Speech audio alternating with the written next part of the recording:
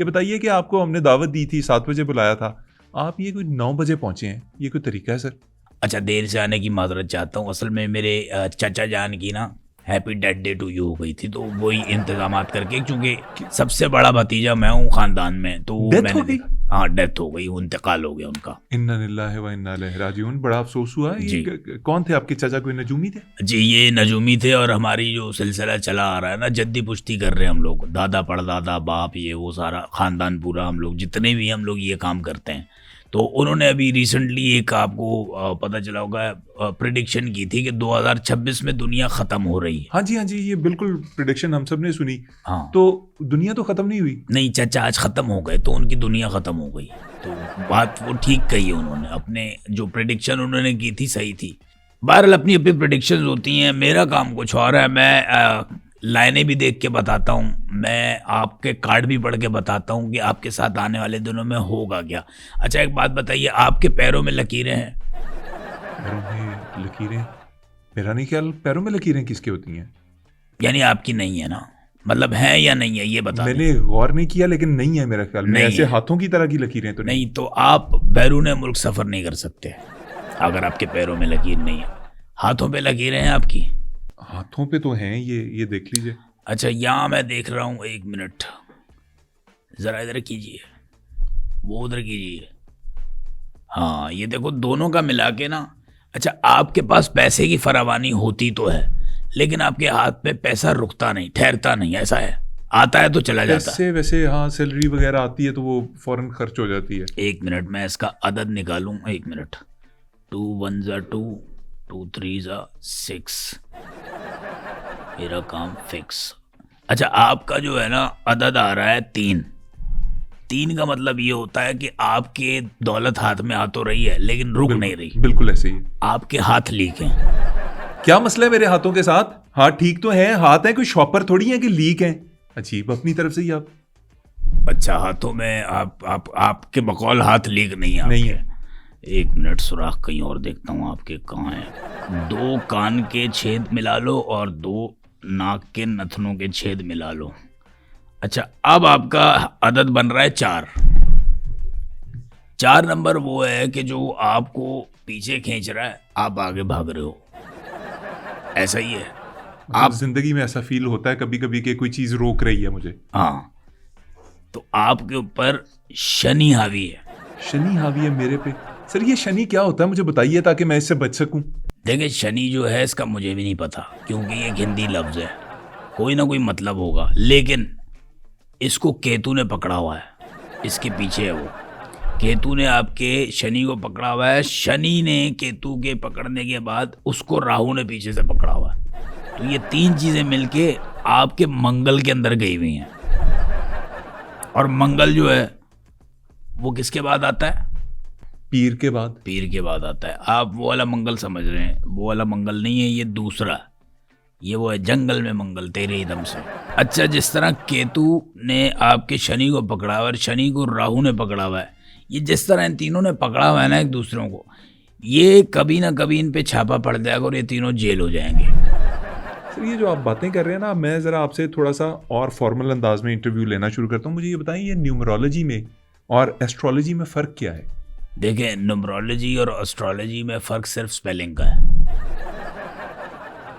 Spellings का फ़र्क है? हाँ, मतलब आप ये ले लो कि अगर एक धनिया है तो फिर दूसरा पुदीना है, एक अगर मशरक है तो दूसरा फिर घूम के मशरक है, एक अगर एमन है तो दूसरी मिनाल है, एक अगर उर्वा है तो दूसरी क्या नाम है उनकी दूसरी बहन का? मावरा। तो दूसरी मावरा है। तो इसमें ये फ़र्क है, इतना सा फ़र्क आ रहा है न्यूमरोलॉजी में और एस्ट्रोलॉजी। आफाद साहब, जो मैंने पढ़ा है मैं उसके मुताबिक आपको बता देता हूँ। एस्ट्रोलॉजी जो है वो मेरे ख्याल में इल्म फल्कियात है, कि सितारों की चाल को देख के किसी की किस्मत का हाल बताना उसको, जबकि जो न्यूमरोलॉजी है उसमें तारीख़ पैदाइश और उस बंदे के लिए जो मवाफ़िक नंबर्स होते हैं उनका कुछ अहवाल बताया जाता है। आपने इसको बिल्कुल ही कुछ अलग सा बना दिया। यानी मैं जो आपको बता रहा हूँ आप उससे अग्री नहीं कर रहे, इत्तेफाक नहीं कर रहे? मैं नहीं इत्तेफाक। मुझे ये बताइएगा मेरे प्यारे भाई, आपकी डेट ऑफ बर्थ है? बिल्कुल है। उस पर लानत। ये क्या बकवास कर रहे हैं आप? ये उस बदतमीजी का जवाब है जो तुमने अभी मुझसे की है। लाइनें बिगाड़ के ना ऐसा नंबर दबाऊंगा ना, बर्बाद करके रख दूंगा। अभी तुम मुझे जानते नहीं हो, ठीक है? अभी तुमने सिर्फ मेरी हेलो हाय देखी है। और वैसे ये भी बता दूं, मेरा असल काम यही नहीं है। असल काम ये नहीं है तो असल काम क्या है आपका? बस वो मैं बताऊंगा जब वक्त आएगा। अबे तू कल का बताता, आज बता, इसी वक्त बता, क्या करता है तू? नहीं, मेरा मतलब मैं कह रहा हूँ, देखें, हम अगर बातचीत के जरिए ही मामलात को हल कर रहे हैं तो अच्छी बात है। इस तरह शाउट होने से बात बनेगी नहीं। देखें, आपने बदतमीजी की, मैं शाउट हो गया, हिसाब बराबर। मैंने सॉरी बोल दिया, आप भी सॉरी बोल दो। अरे मैं सॉरी क्यों बोलूं? आपने गलत बात की थी, आपने सॉरी बोल दिया, मैं तो सॉरी नहीं बोलूंगा। मेरे भाई सॉरी बोल दे, वरना खलील रहमान ने मैं सॉरी नहीं बोलूंगा के नाम से एक टाइटल बना देना है फिल्म का। बोल दो, कुछ नहीं जाता। देखो, इंसान वही है जो अपनी गलती तस्लीम कर ले, सबसे बड़ा आदमी वो है। आप मेरे मेहमान हैं, मैं इसलिए सिर्फ बात को रफा दफा करने के लिए सॉरी कह देता हूँ आपको, अगर आपको मेरी कोई बात बुरी लगी। लेकिन आप प्लीज़ अब आप भी तहजीब के दायरे में रहिएगा।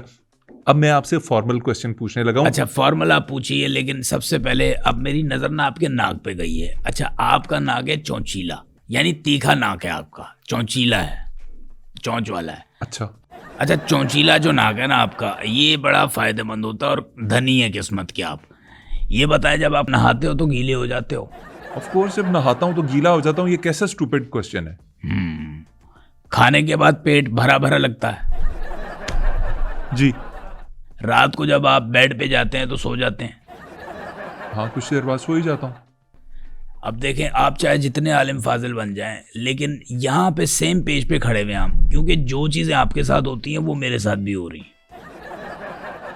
अब ना मैं उस पॉइंट पे पहुंच चुका हूँ कि मैं आपसे पूछ लूँ कि आपकी ये जो फॉर्मल एजुकेशन है इन उलूम की, ये एस्ट्रोलॉजी, ये टैरो कार्ड रीडिंग, ये न्यूमरोलॉजी, ये आपने कहाँ से हासिल की? क्योंकि मुझे अब शक व शुबहात मेरे जहन में जन्म ले रहे हैं। प्लीज़ ज़रा थोड़ा सा इसके ऊपर एलैबोरेट करें, आप कहाँ से पढ़े? देखें, सबसे पहले मैं आपको बता दूं, ये सीज़न वाला मामला होता है। मतलब जब हमें लगता है कि यार न्यूमरोलॉजिस्ट बनना है, जब हम लगता है टैरो कार्ड रीडर बनना है, जब हमें लगता है एस्ट्रोलॉजर, तो हम बन जाते हैं। तो हम सीज़न वाइज बनते हैं, मतलब मामलात को, हालात को देख के बनते हैं। और आप यकीन नहीं करेंगे, मैं तो जब गर्मियाँ आती हैं ना, जामुन आता है 2 महीने के लिए, मैं उसकी रेडी भी लगाता हूँ। देखें मेरे भाई, मुझे आपके रिस्क हलाल कमाने के ऊपर, आपकी रेडी लगाने के ऊपर कोई प्रॉब्लम नहीं है, लेकिन जिन उलूम नहीं, के मैं आप बेच रहा था ना, देखें वो भी आसान नहीं था। देखें, कमाई करना बहुत मुश्किल है। मेरे पे पर्चा हो गया था जामुन बेचने पे। किस चीज़ का पर्चा? जामुन बेचने पे कौन सा पर्चा होता है? जिसकी रेडी चोरी की थी उसने पर्चा करा दिया था मुझ पे। आप इन सिर्फ उलूम का बताइए कि आपने कैसे हासिल की है, मुझे जामुन रेडियाँ ना सुनाएं आप। देखें, ये जद्दी पुश्ती चली आ रही है ये तालीम। मेरे लकड़ दादा ने मेरे दादा से हासिल की, मेरे दादा ने मेरे वालिद से हासिल की, और मेरे वालिद ने मुझसे तालीम हासिल की। नहीं, गलत बोल गया, नहीं, मैंने मेरे वालिद साहब से हासिल की, वालिद साहब ने दादा से हासिल की, दादा ने पड़दादा से की, और उन्होंने लकड़ दादा से की। तो ये सिलसिला इस तरह चला आ रहा है। सही है।